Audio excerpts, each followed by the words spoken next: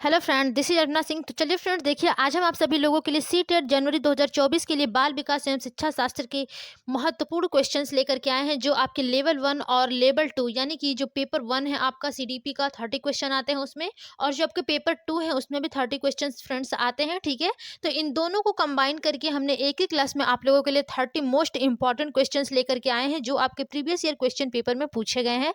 Offline वाले exam के question भी हैं इसमें और ऑनलाइन वाले एग्जाम के भी क्वेश्चन है। ठीक है, तो हमारा टारगेट रहेगा फ्रेंड्स कि जो हमारा सीडीपी है उसमें हम लोग 30 में 30 अपना आउट ऑफ ला सकें। ठीक है, तो इसके लिए आप लोग जो प्रीवियस वीडियो हमारी पड़ी हुई है क्लास यानी कि चैनल पे, ठीक है, उसको भी आप लोग पढ़िए। और जैसे जैसे धीरे धीरे आप लोगों की क्लासेस चल रही हैं, बीच में गैप हो जा रहा है, ठीक है, तो थोड़ा सा कुछ प्रॉब्लम्स हो जा रहे हैं इसलिए गैप हो जा रहा है, बट आज से हम लोग 15 दिसंबर से, ठीक है, कंटिन्यू अपना 21 यानी कि 20 जनवरी तक हम लोग कंटिन्यू क्लास करेंगे। और इसमें जितने भी हमारे प्रीवियस ईयर के क्वेश्चन पेपर होंगे, न्यू क्वेश्चंस होंगे और जो न्यू क्वेश्चन बनने वाले होंगे, ठीक है, उन सभी क्वेश्चनों के बारे में हम लोग डिस्कस करेंगे अपने चैनल लर्न विथ अल्पना पे। ठीक है फ्रेंड्स, तो चलिए जो लोग अभी तक चैनल को लाइक एंड सब्सक्राइब नहीं किए हैं वे लोग कर दीजिए। चैनल है लर्न विथ अल्पना, ठीक है, तो और सभी अपने दोस्तों को भी फ्रेंड्स शेयर करिए। ठीक है, और जो लोग लाइक सब्सक्राइब नहीं किए वो लोग करते रहिए। ठीक है, अपने दोस्तों को भी बोलिए।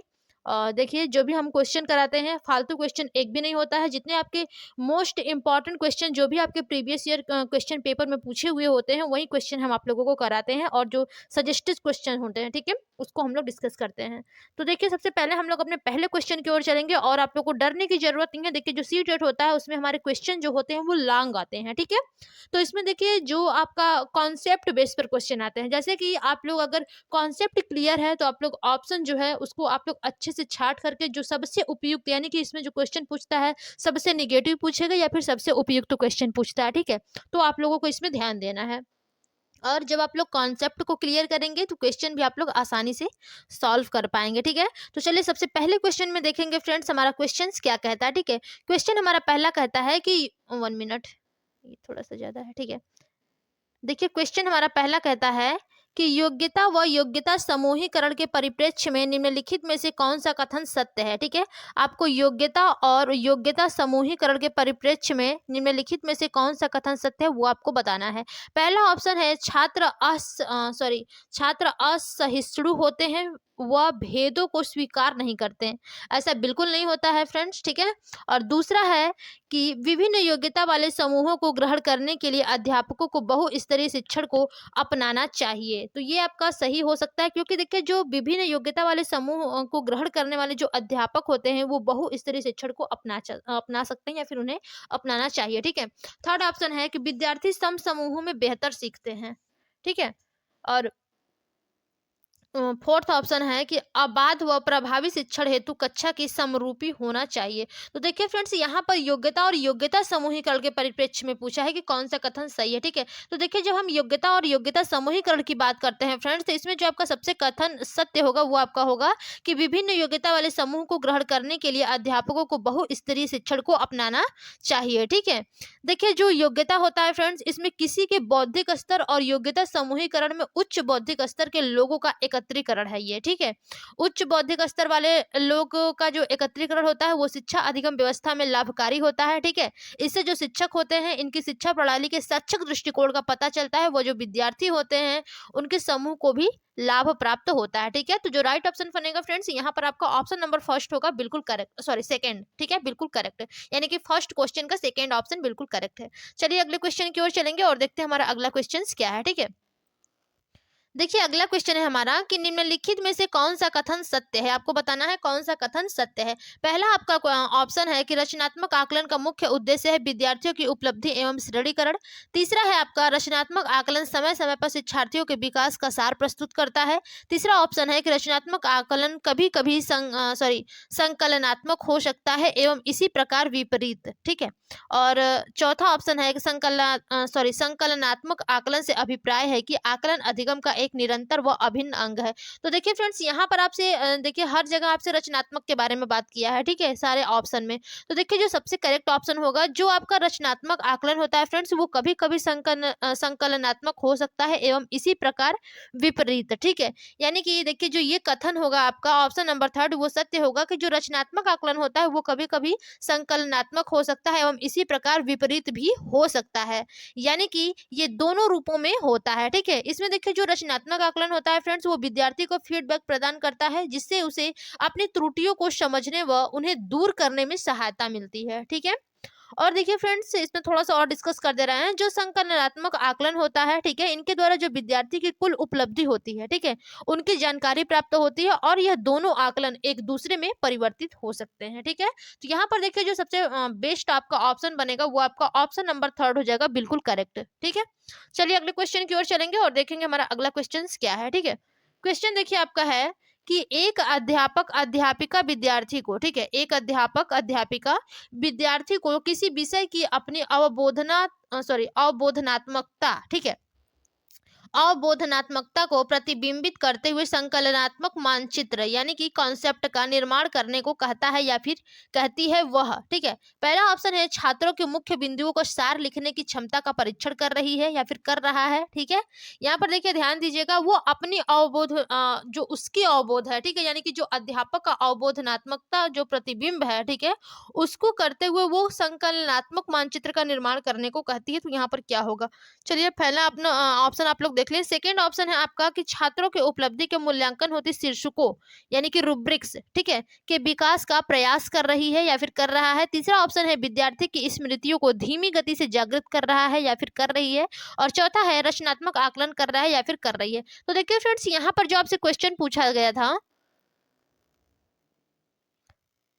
ठीक है, देखिए जो क्वेश्चन पूछा गया है कि एक अध्यापक अध्यापिका विद्यार्थियों को किसी विषय की अपनी अवबोधनात्मकता को प्रतिबिंबित करते हुए संकलनात्मक मानचित्र यानी कि संकल्पनात्मक जो मानचित्र होता है फ्रेंड्स, वो रचनात्मकता से संबंधित होता है, यानी कि क्रिएटिविटी से संबंधित होता है, ठीक है।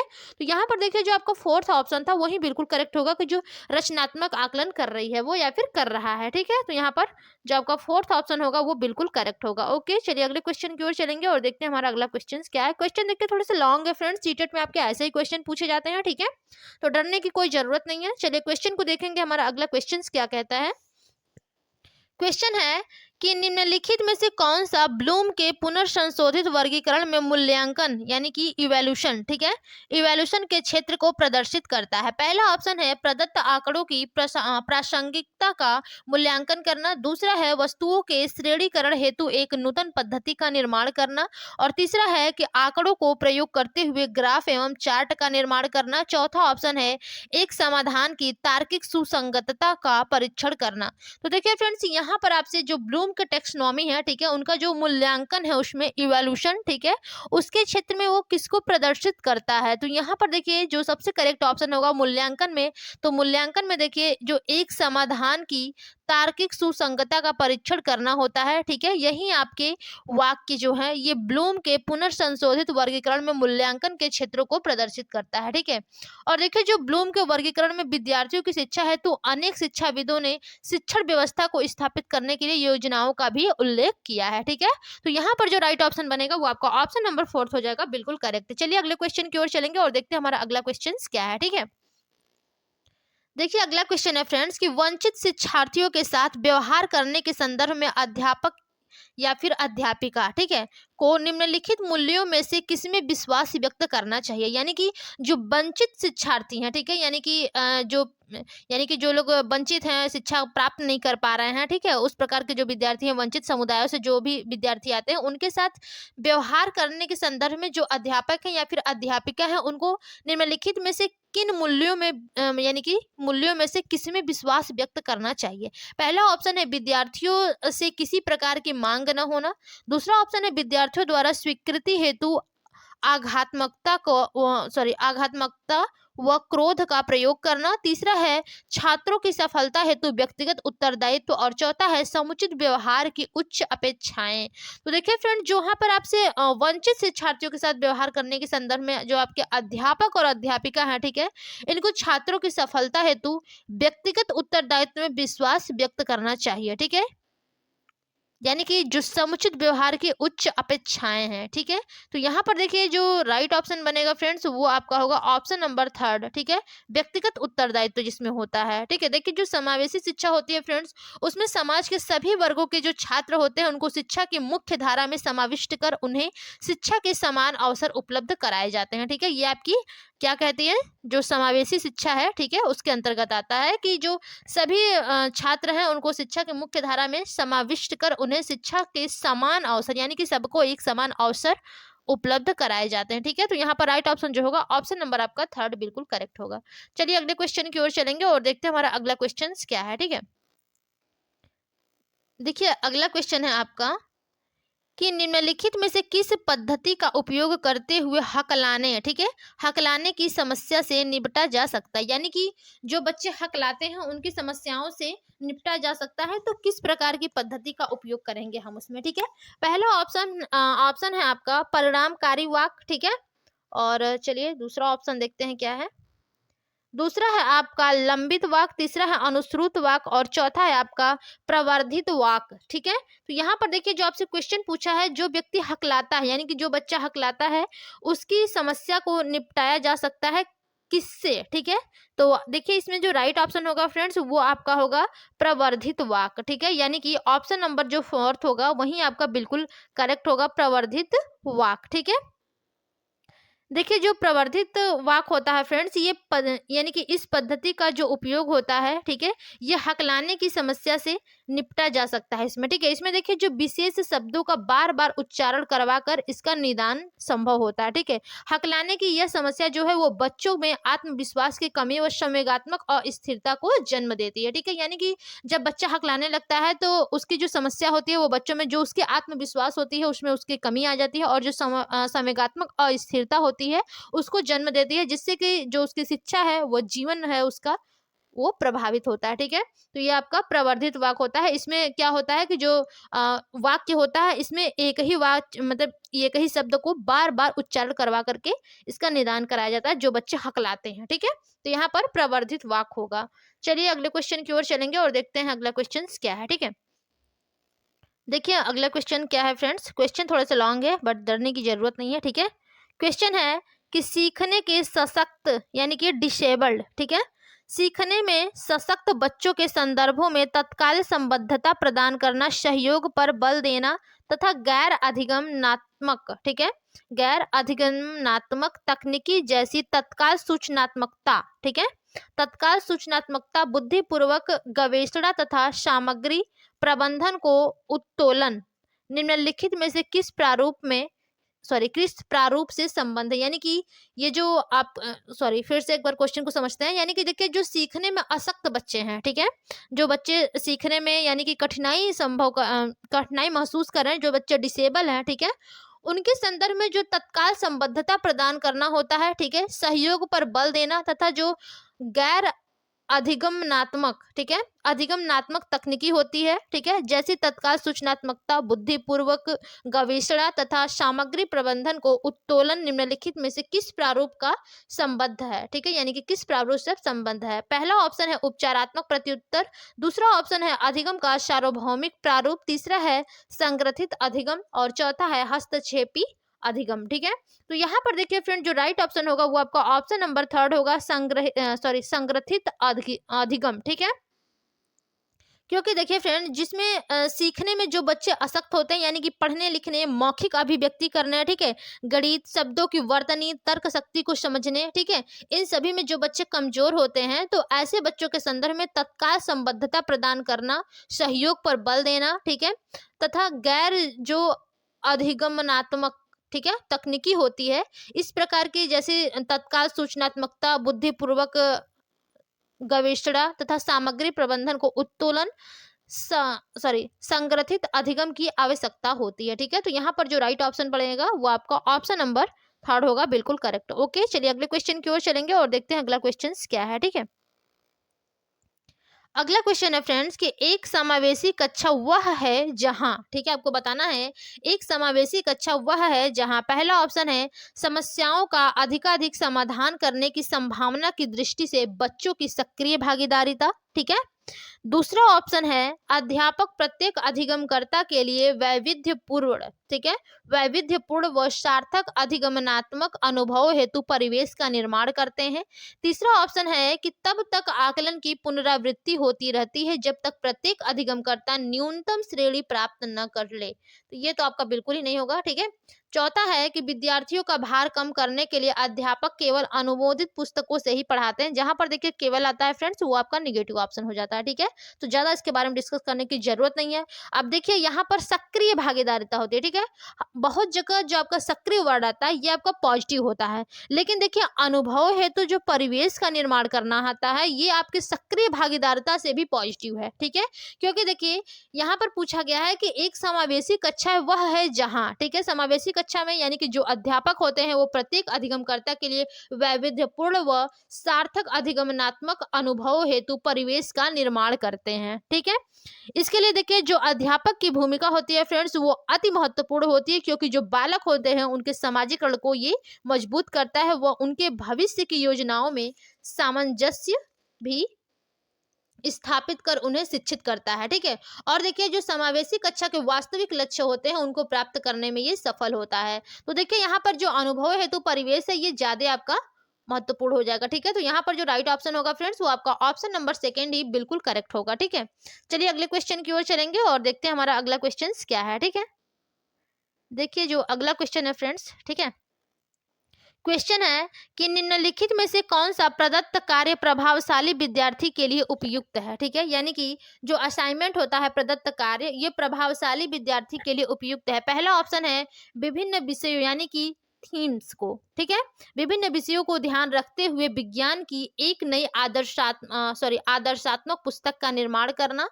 दूसरा ऑप्शन है आपका संपूर्ण कक्षा की अपेक्षा उसे अपनी पाठ्यपुस्तक को शीघ्र समाप्त कर देना। तीसरा ऑप्शन है अन्य विद्यार्थियों की तुलना में समान प्रकार के परंतु अपेक्षाकृत अधिक अभ्यास। चौथा ऑप्शन है उसे अपने समवयस्क साथियों को अनुशिक्षण देने के लिए कहना ताकि उसकी शक्तियों को दिशा मिल सके तथा वह व्यस्त रह सके। ठीक है, तो यहाँ पर एक बार फिर से देखिएगा फ्रेंड्स, क्वेश्चन क्या पूछता है कि जो कौन सा प्रदत्त कार्य यानी कि असाइनमेंट प्रभावशाली विद्यार्थी के लिए उपयुक्त है। ठीक है, तो यहाँ पर देखिए जो प्रभावशाली विद्यार्थी के लिए उपयुक्त है वो यही होगा कि जो विभिन्न विषयों यानी कि थीम्स को ध्यान में रखते हुए विज्ञान की एक नई आदर्शात्मक पुस्तक का निर्माण करना। ठीक है, क्योंकि देखिए फ्रेंड्स जब वो पुस्तक का निर्माण करेगा, ठीक है, तो उसमें जो प्रतिभाशाली विद्यार्थी है उसके लिए उपयुक्त होता है, क्योंकि देखिए जो प्रतिभाशाली विद्यार्थी होते हैं फ्रेंड्स वो विभिन्न विषयों के एक मूल तत्वों एवं जो विज्ञान के मानदंड होते हैं, ठीक है, उनको पूरा करने के लिए उचित और कुशल नेतृत्व का संपादन कर सकता है। ठीक है, इसलिए इसकी जो कुशलता होती है वो एक उच्च समन्वयात्मकता के रूप में उभरनी चाहिए। तो यहाँ पर देखिए जो राइट ऑप्शन होगा वो आपका ऑप्शन नंबर फर्स्ट ही बिल्कुल करेक्ट हो जाएगा। ओके, चलिए अगले क्वेश्चन की ओर चलेंगे और देखते हैं हमारा अगला क्वेश्चन क्या है। ठीक है, क्वेश्चन ये तो बहुत ही रॉन्ग है, ध्यान दीजिएगा। ठीक है, देखिए क्वेश्चन है कि विद्यालय छोड़ने वाले विद्यार्थियों के नियंत्रण की, ठीक है, जो विद्यालय छोड़ने वाले विद्यार्थियों के नियंत्रण की दृष्टि से सरकारी संगठनों द्वारा संस्था के स्तर पर विभिन्न उपाय किए गए हैं। निम्नलिखित में से कौन सा कारण संस्थानिक, ठीक है, संस्थानिक स्तर से जुड़ा है जिसके कारण बच्चे विद्यालय छोड़ देते हैं। यानी कि देखिए विद्यालय छोड़ने वाले विद्यार्थी, ठीक है, विद्यालय छोड़ने वाले जो विद्यार्थी होते हैं उनके नियंत्रण की दृष्टि से सरकारी संगठनों द्वारा संस्था के स्तर पर विभिन्न उपाय किए गए हैं। तो निम्नलिखित में से कौन सा कारण संस्थानिक स्तर से जुड़ा है जिसके कारण बच्चे विद्यालय छोड़ देते हैं। आपको बताना है कि किसके कारण जो बच्चे हैं वो विद्यालय छोड़ देते हैं। ठीक है, पहला ऑप्शन है बच्चों से भली भांति व्यवहार करने की आवश्यकता के प्रति अध्यापकों की संवेदनशीलता न होना। ठीक है, ये बिल्कुल सही है कि जो बच्चे होते हैं उनके जो व्यवहार की आवश्यकता होती है उनके प्रति जो अध्यापक हैं उनको संवेदनशील नहीं होते हैं। ठीक है, दूसरा ऑप्शन है जो बच्चे अनिवार्य पाठ्यचर्या को स्वीकार नहीं कर पाते उनके लिए विकल्पात्मक पाठ्यचर्या का न होना, ठीक है। तीसरा ऑप्शन है विद्यालय में श्यामपट्ट और शौचालय जैसी आधारभूत सेवाओं का अभाव होना। ये तो कोई यानी कि फैक्ट नहीं है इसका, ठीक है। और चौथा है अध्यापकों को समुपयुक्त योग्यता वाला न होना तथा उन्हें कम आय देना, ठीक है। तो ये सब बिल्कुल नहीं होगा। देखिए फ्रेंड्स, यहाँ पर किसके कारण जो बच्चा है वो विद्यालय छोड़ रहा है, ठीक है, जो संस्थानिक स्तर से जुड़ा हुआ है, ठीक है। तो यहाँ पर देखिए जो बच्चे अनिवार्य पाठ्यचर्या का स्वीकार नहीं कर पाते उनके लिए विकल्पात्मक पाठ्यचर्या का न होना, ठीक है। जब उनके लिए विकल्पात्मक पाठ्यचर्या नहीं होगा तो वो नहीं यानी कि पढ़ाई छोड़ देते हैं, विद्यालय नहीं जाते हैं, क्योंकि वो खुद ही एक संस्था से जुड़े हुए हैं, ठीक है। तो यहाँ पर देखिए जो स्कूली स्तर पर फ्रेंड्स बच्चे होते हैं उनके लिए पाठ्यचर्या जब नहीं होता है तो जो स्कूली स्तर पर बच्चों के लिए एक अनिवार्य विकल्प का होना आवश्यक होता है, ताकि जो विकल्पात्मक पाठ्यचर्या है, ठीक है, उसके होने से बच्चों का जो कठिन विषय है उसकी सूची प्रति डर जो है उसका समाप्त हो जाए, ठीक है। यानी कि जैसे मान लीजिए आपको साइंस और आर्ट दोनों है, ठीक है, एक विद्यालय में। चलिए फॉर एग्जांपल मान लीजिए कि कोई विद्यालय है इंग्लिश मीडियम का, कोई बच्चा है जिसको इंग्लिश पढ़ने ही नहीं आता है तो वो इंग्लिश मीडियम में जाना ही नहीं चाहेगा, ठीक है। यदि वहां पर देखिए बाइलिंगुअल है, यानी कि हिंदी में भी है इंग्लिश में भी है, यानी कि उसको विकल्प मिल रहा है कि उसको इंग्लिश नहीं आ रही है तो उसको हिंदी में पढ़ा करके समझा करके फिर उसके बाद उसको इंग्लिश में समझाया जा सकता है। लेकिन अगर जब बच्चे को विकल्प ही नहीं मिलेगा हिंदी का तो वो इंग्लिश पढ़ने से तो भागेगा ही, ठीक है। तो यहाँ पर यही होता है विकल्पात्मकता का संबंध, यानी कि जब बच्चों को यानी कि आपको ही मान लीजिए जैसे कि फॉर एग्जांपल आप किसी क्लास में पढ़ रहे हैं, आपको मैथ अच्छा लगता है, ठीक है। और जैसे कि आप लोग जाने जो जेंडर पूर्वाग्रह होता है, ठीक है, जैसे माना जाता है कि लड़कों को मैथ अच्छा लगता है, लड़कियों को होम साइंस अच्छा लगता है, ठीक है। तो देखिए जैसे कि जब कोई होता है जैसे कि मैथ नहीं आता है लड़कियों को, ठीक है, तो वो सोचे चलो उसी विद्यालय में मैं भी पढ़ लूंगी, मैं होम साइंस से पढ़ लूंगी, ठीक है। कोई उसकी फ्रेंड है वो उसको मैथ आता है तो वो अपना साइंस से निकल जाती है, ठीक है। यदि अगर उसको नहीं आता है, उस कॉलेज में होम साइंस की व्यवस्था नहीं है तो वो बच्ची तो पढ़ ही नहीं पाएगी, ठीक है। उस विद्यालय में तो वो एडमिशन नहीं लेगी, उसको कहीं और जाना पड़ेगा। तो ये विकल्प से यही मतलब होता है कि अगर कुछ और नहीं है तो उसके लिए कोई दूसरा विकल्प होना चाहिए जिससे कि जो बच्चे हैं वो विद्यालय को न छोड़ें, ठीक है। तो सेकंड ऑप्शन आपका बिल्कुल करेक्ट होगा। चलिए अगले क्वेश्चन की ओर चलेंगे। क्वेश्चन देखिए लॉन्ग है, टाइम भी थोड़ा सा लग रहा है, क्लास हमारा लंबा हो जा रहा है, ठीक है। अगला क्वेश्चन है कि अधिगम अक्षमताएं, पहला ऑप्शन है सामान्य या उससे अधिक बुद्धि बुद्धि लब्धांक वाले बच्चों में भी पाई जाती है। दूसरा ऑप्शन है समय व हस्तक्षेप के स्वरूप की उपेक्षा करते हुए भी अपरिवर्तनशील नहीं होती है। तीसरा ऑप्शन है वस्तुपरक तथ्य है तथा संस्कृति की इनमें कोई भूमिका नहीं है। और चौथा है पठन अक्षमता का पर्याय है, ठीक है। तो देखिए फ्रेंड जो अधिगम अक्षमताएं होती हैं, ठीक है, जो अधिगम अक्षमताएं होती हैं वो सामान्य या उनसे अधिक बुद्धि लब्धांक वाले बच्चों में भी पाई जाती है, ठीक है। ये जरूरी नहीं है कि जो मंद बुद्धि वाले होते हैं केवल उन्हीं में अधिगम अक्षमताएं होती हैं। बहुत से ऐसा अधिगम अक्षमताएं हैं जो सामान्य और या फिर जो उनसे अधिक बुद्धि लब्धांक वाले बच्चे होते हैं उनमें भी पाई जाती है, ठीक है। राइट ऑप्शन आपका फर्स्ट हो जाएगा।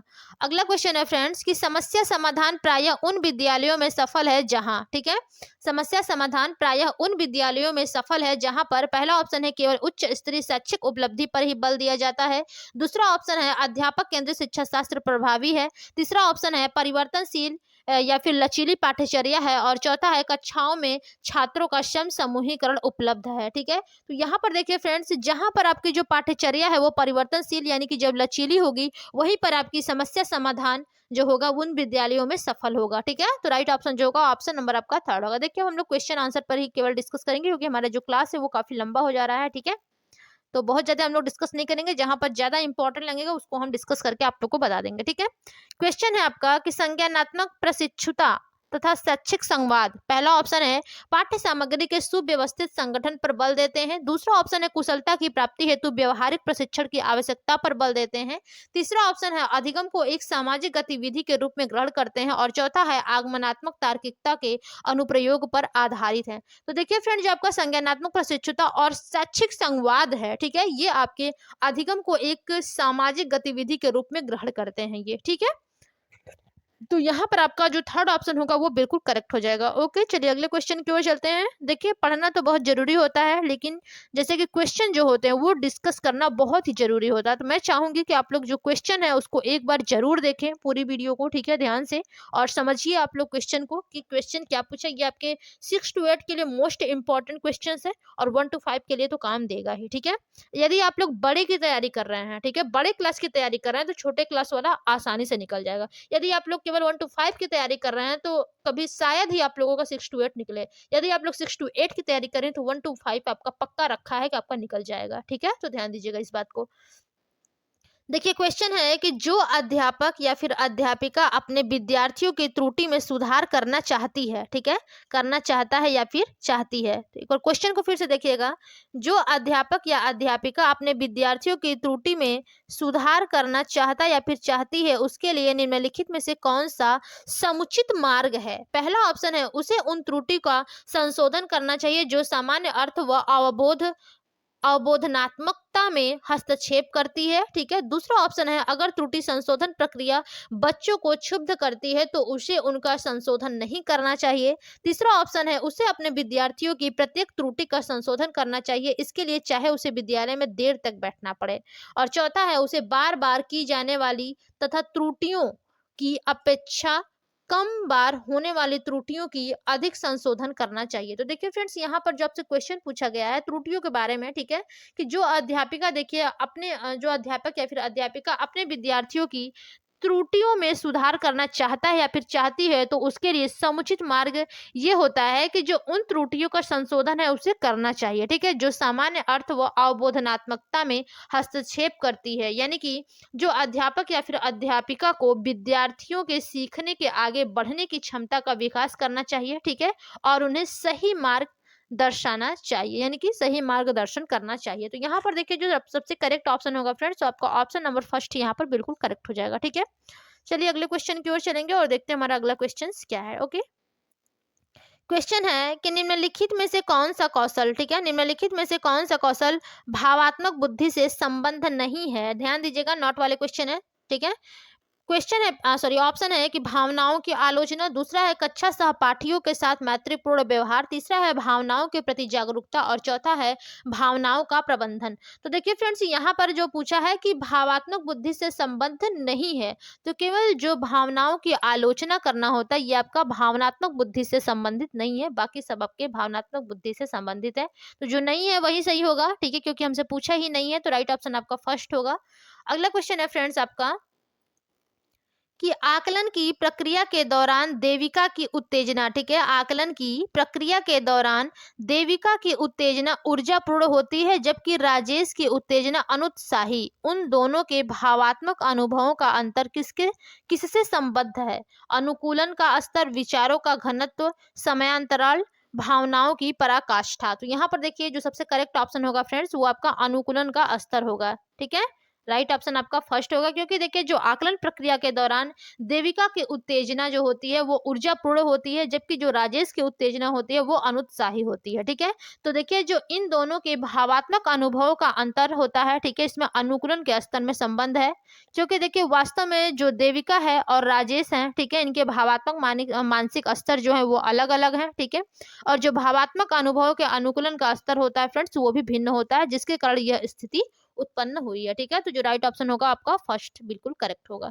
चलिए अगले क्वेश्चन की ओर चलेंगे और देखते हैं अगला क्वेश्चन क्या है। ठीक है, अगला क्वेश्चन है कि भारत सरकार ने प्राथमिक विद्यालयों के लिए मध्याह्न भोजन योजना आरंभ की है। ठीक है, निम्नलिखित में से कौन सा अभिप्रेरणात्मक सिद्धांत इस योजना का समर्थन करता है?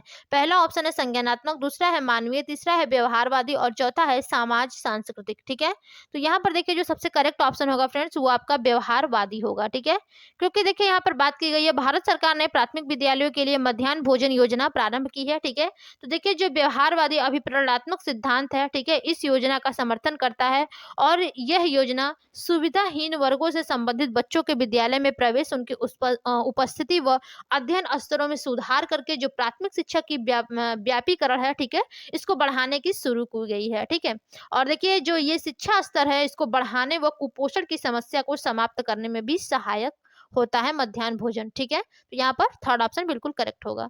अगला क्वेश्चन है फ्रेंड्स कि बच्चों के व्यवहार को समझने के लिए, ठीक है, बच्चों के व्यवहार को समझने के लिए विद्यार्थियों के घर के वातावरण का महत्वपूर्ण स्थान है। ठीक है, जो घर का वातावरण है इसका महत्वपूर्ण स्थान है तथा इससे प्राप्त सूचना, ठीक है, इससे प्राप्त सूचना को प्रभावशाली शिक्षा शास्त्र के निर्माण से जोड़ा जा सकता है। यह तथ्य अधिगम के किस सिद्धांत से संबद्ध है? ठीक है, यानी कि जो बच्चों के समझने के जो बच्चों के व्यवहार को समझने के लिए विद्यार्थियों के घर का वातावरण होता है, ये महत्वपूर्ण स्थान होता है, ठीक है। तथा इससे जो प्राप्त सूचना होता है उसको प्रभावशाली शिक्षा शास्त्र के निर्माण से जोड़ा जा सकता है। यह तथ्य अधिगम के किस सिद्धांत से संबंध है?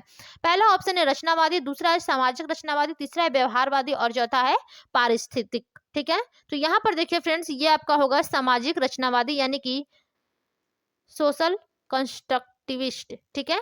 यहाँ पर आपका सेकेंड ऑप्शन बिल्कुल सही हो जाएगा, ठीक है। चलिए अगले क्वेश्चन की ओर चलेंगे और देखते हैं हमारा अगला क्वेश्चन क्या है, ठीक है। क्वेश्चन थोड़ा सा लॉन्ग है ये वाले, थोड़ा ध्यान दीजिएगा, ठीक है।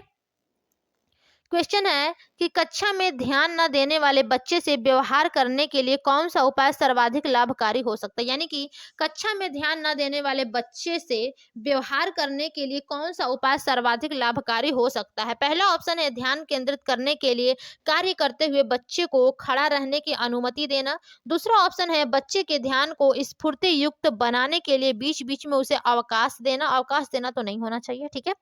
और तीसरा ऑप्शन है कि बच्चे को महसूस कराने के लिए उसे कक्षा में सबके सामने बार बार डांटना डपाटना ये भी करना चाहिए, ठीक है। तो ये सब देखिए बार बार उसको डांटना डपाटना नहीं चाहिए, ठीक है। और जो ध्यान केंद्रित करने के लिए बच्चे के खड़े रहने की अनुमति देना चाहिए, ये भी बिल्कुल गलत होगा, ठीक है। और चौथा है आपका कि बच्चे को उस जगह बैठाना चाहिए जहां सबसे कम ध्यान भंग हो सके, बिल्कुल सही। तो आपका जो राइट ऑप्शन होगा फ्रेंड्स, वो आपका ऑप्शन नंबर फोर्थ होगा कि बच्चे को उस जगह पे बैठाना चाहिए जहां पर उसका ध्यान ही भंग ना हो या फिर सबसे कम ध्यान भंग हो, वहां पर उसे बैठाना चाहिए, ठीक है। तो यहाँ पर फोर्थ ऑप्शन बिल्कुल करेक्ट होगा। चलिए अगले क्वेश्चन की ओर चलेंगे और देखते हैं हमारा अगला क्वेश्चन क्या है, ठीक है। देखिए फ्रेंड्स, हमारा अगला क्वेश्चन है कि एक अध्यापक या फिर अध्यापिका ने पाया कि एक विद्यार्थी वर्ग बनाने में कठिनाई अनुभव कर रहा है। उसने अनुमान लगाया कि वह हीरे यानी कि डायमंड का चित्र बनाने में भी कठिनाई अनुभव करेगी। उसने निम्नलिखित में से किस सिद्धांत पर आधारित होकर यह अनुभव लगाया? यानी कि किस सिद्धांत पर आधारित होकर के उस अध्यापक या फिर अध्यापिका ने अनुभव लगाया कि जो बच्चा है वो वर्ग बनाने में कठिनाई अनुभव कर रहा है। उसने ये भी अनुमान लगाया कि वह हीरे का चित्र बनाने में भी कठिनाई अनुभव करेगी। तो आपको बताना है कि वो किस सिद्धांत पर आधारित होकर के ये अनुभव लगाया है। पहला ऑप्शन है विकास निरंतरीय होता रहता है। दूसरा ऑप्शन है अलग अलग लोगों के लिए विकास की प्रक्रिया भी अलग अलग होती है। देखिए ये तो बिल्कुल सही है कि अलग अलग लोगों के लिए विकास की जो प्रक्रिया है वो अलग अलग होती है, ठीक है। लेकिन यहाँ पर चित्र बनाने से संबंधित है कि किस सिद्धांत को यानी कि किस सिद्धांत पर आधारित होकर उसने अनुभव लगाया था, ठीक है। थर्ड ऑप्शन है विकास एक व्यवस्थित क्रम में होने की प्रवृत्ति से संबंध है और चौथा है विकास की प्रक्रिया एक उत्परिवर्तनीय प्रक्रिया है। तो देखिए फ्रेंड्स, यहाँ पर जो सबसे करेक्ट ऑप्शन होगा वो आपका ऑप्शन नंबर थर्ड होगा कि जो विकास होता है वो एक व्यवस्थित क्रम में होने की प्रवृत्ति से संबंध। देखिए जो मनोवैज्ञानिक आपके जीन पियाजे है, ठीक है, इन्होंने विकासात्मक सिद्धांत में जो बालक के विकास है, ठीक है, बालक का विकास है उसकी जो अवस्था है उसको आयु के विकास के साथ जोड़ते हुए बताया है कि जो बालक है उसकी आयु बढ़ने के साथ साथ उनके मानसिक विकास की भी अनुपात में वृद्धि होती है, ठीक है। और देखिए जो पियाजे हैं फ्रेंड्स, वो अपने सिद्धांत को 4 अवस्थाओं में बांटा है, ठीक है। आपको पता होना चाहिए कि संवेदीगामक अवस्था है, ठीक है, दूसरा है पूर्व संक्रियात्मक, तीसरा है मूर्त संक्रियात्मक और चौथा है उनका अमूर्त संक्रियात्मक अवस्था, ठीक है। तो ध्यान दीजिएगा यहाँ पर देखिए थर्ड ऑप्शन जो होगा वो बिल्कुल करेक्ट होगा, ठीक है। चलिए देखते हैं अगला क्वेश्चन क्या कहता है। ये तो और भी लॉन्ग क्वेश्चन है फ्रेंड्स, ठीक है। आपके 6 to 8 के लिए ये सब क्वेश्चन जो है वो मोस्ट इंपॉर्टेंट है, ठीक है।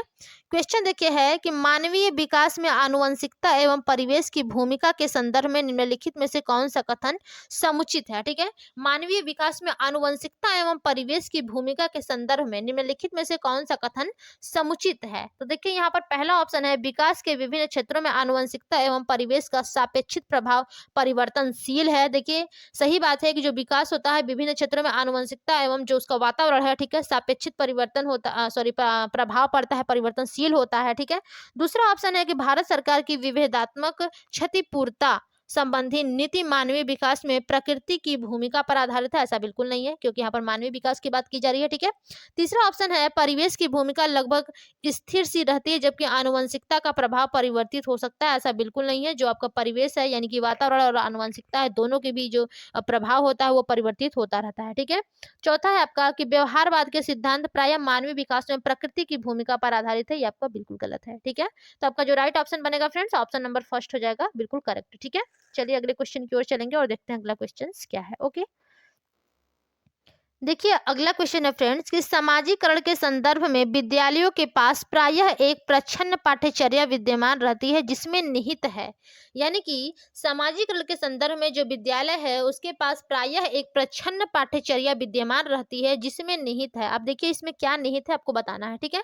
पहला ऑप्शन है परिवारों के माध्यम से विद्यार्थियों का समझौतापूर्ण व प्रतिरोधात्मक समाजीकरण। ये तो आपका उसमें नहीं होगा क्योंकि ये विद्यालय की बात की जा रही है, ठीक है।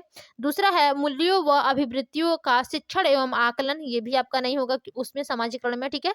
तीसरा है 1 मिनट, ठीक है। तीसरा ऑप्शन है बलात्मक अधिगम चिंतन व समकक्षीय साथी एवं अध्यापक की अनुकृति द्वारा विशेष रूप से अपनाया जाने वाला व्यवहार। और चौथा है अंतःक्रिया व सामग्री द्वारा विद्यालयों में प्रस्तुत किए जाने वाले सामाजिक भूमिकाओं से संबंध अनौपचारिक संकेत। तो ये आपका बिल्कुल करेक्ट होगा क्योंकि देखिए फ्रेंड जहां पर आपका अंतःक्रिया आता है, हमने बताया है कि जो आपका अंतःक्रिया जहां पर आता है वही ऑप्शन आपका जो है वो करेक्ट हो जाता है, ठीक है। तो राइट ऑप्शन जो होगा वो आपका ऑप्शन नंबर 4 थी, बिल्कुल करेक्ट होगा। ज्यादा कुछ समझने की इसमें जरूरत नहीं है, क्वेश्चन काफी लॉन्ग है, ठीक है। अगला क्वेश्चन है फ्रेंड्स आपका कि निम्नलिखित में से कौन सा निहितार्थ पियाजे के संज्ञानात्मक विकास के सिद्धांत से नहीं निकाला जा सकता, ठीक है।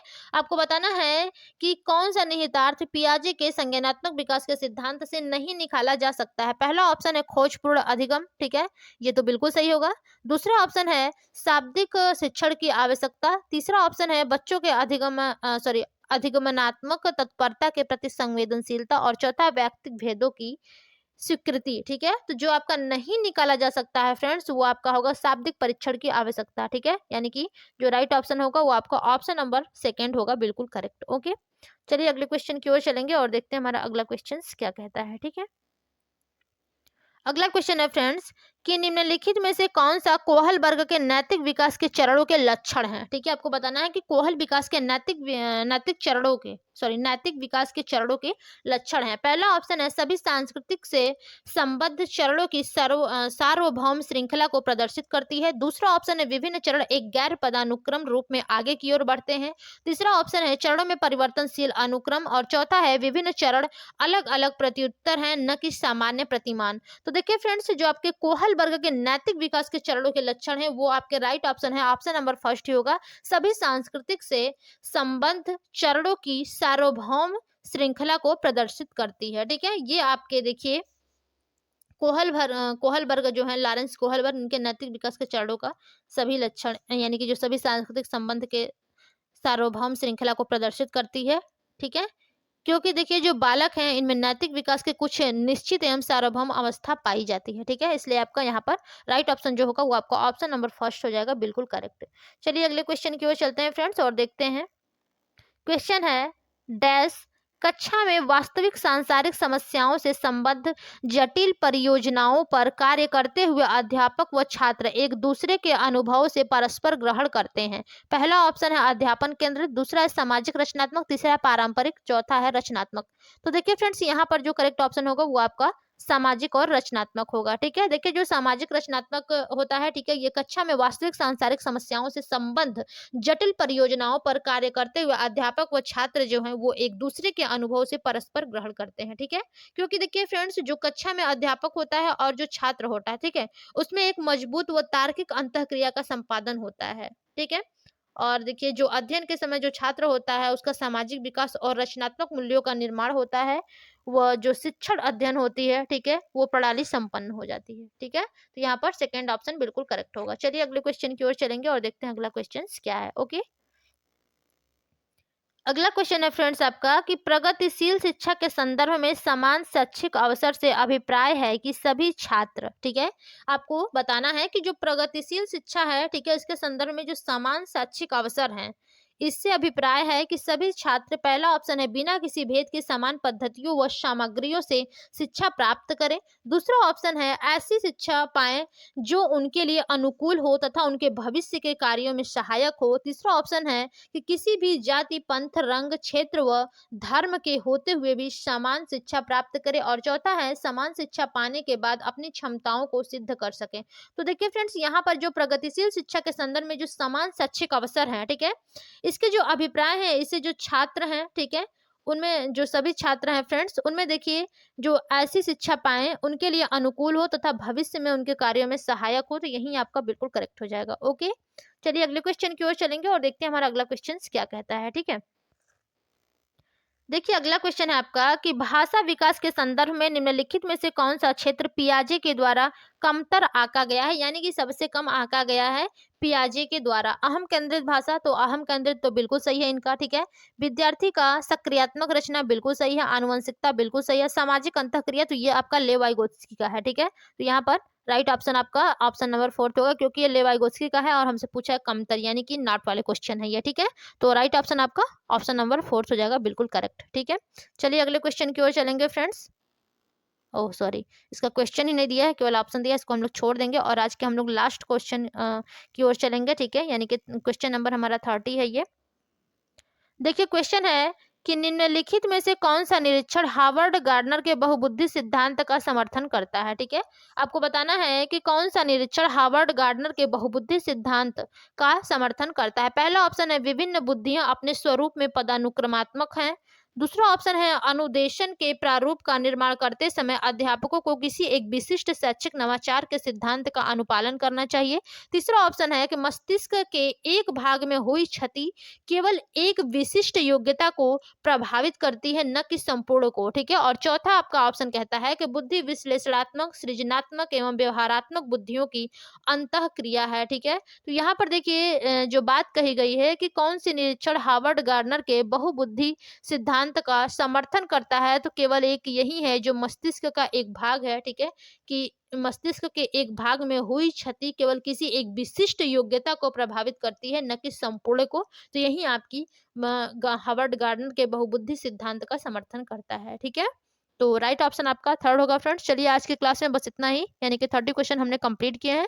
तो जो लोग अभी तक चैनल को लाइक एंड सब्सक्राइब नहीं किया है फ्रेंड्स, वो लोग कर दीजिए और अपने सभी दोस्तों को भी आप सभी लोग शेयर करिए। ठीक है, चलिए आज की क्लास में बस इतना ही, मिलेंगे अपने अगली क्लास में, तब तक के लिए धन्यवाद, बाय बाय।